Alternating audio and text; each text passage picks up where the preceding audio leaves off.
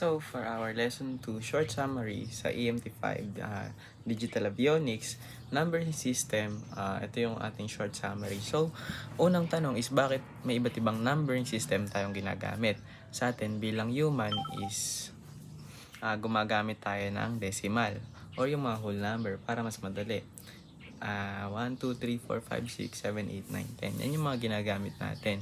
So, base 10 to dahil may 10 digits tayo, yung 0 hanggang 9. Ang computers naman ay gumagamit ng binary or base 2 numbers dahil dalawang estado lang ang kaya nilang basahin. So, ito is number 0 tsaka 1. So, pag 0, off, false or low voltage. Pag naman 1, on, true, or high voltage. So, binary system, ang base niya is 2.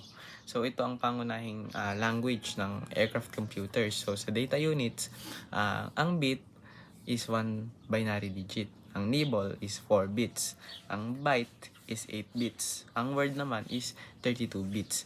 So, makikita natin na bit, 1, nibble, 4, byte, 8, at ang word naman is for 32 bits. So, mas maalaga ang posisyon ng bawat bit. Meron tayong MSB at LSB. MSB stands for Most Significant Bit.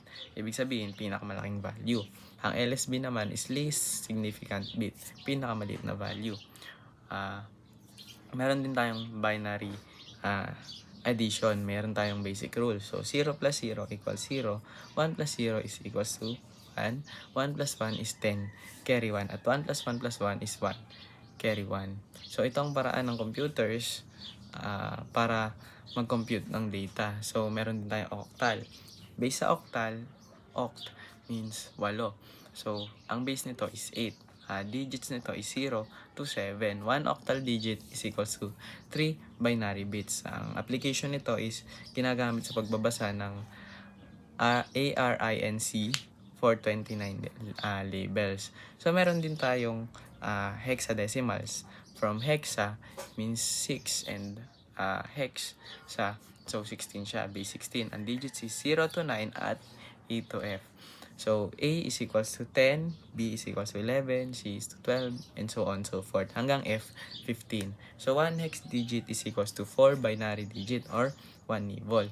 So, ang advantage nito is mas maikli at mas madaling basahin kaysa mahabang binary numbers. Halimbawa, sa binary natin is 1, 0, 1, 0, tapos 1, 1, 1, 1. So, di ba? Ang haba nun. Pero sa hex, ang gagamitin lang natin is A tsaka F.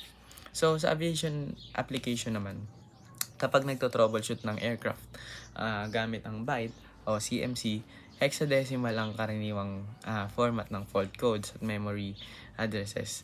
Octal naman at makikita sa ARINC 429 label. So, ang key point nito is binary ang tunay na wika ng aircraft computers, habang octal o hexadecimal ay ginagamit lang para mas madali nating mabasa or ma-interpret ang mga codes na kailangan nating basahin, yung mga data, labels, at codes.